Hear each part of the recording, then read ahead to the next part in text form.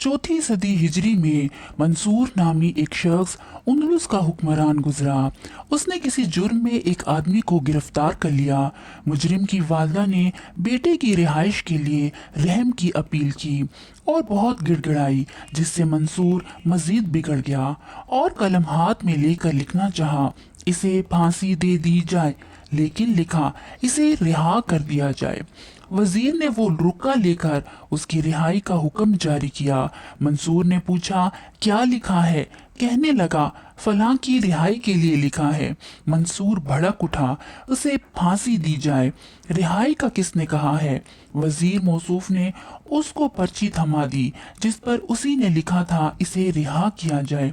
कहने लगा, ये गलती से लिख दिया है, इसको फांसी देनी है, और साहब का हुक्म मिटाकर लिखना चाहा, इसे फांसी दे दी जाए, लेकिन लिखा इसे रिहा किया जाए।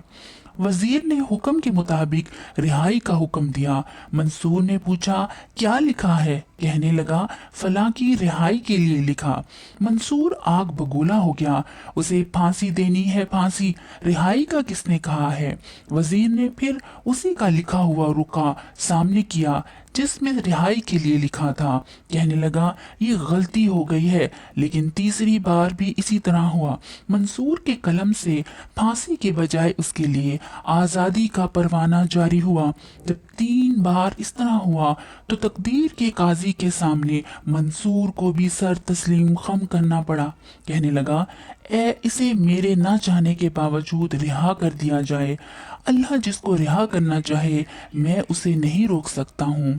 जिसे अल्लाह रखे उसको कौन फना कर सकता है।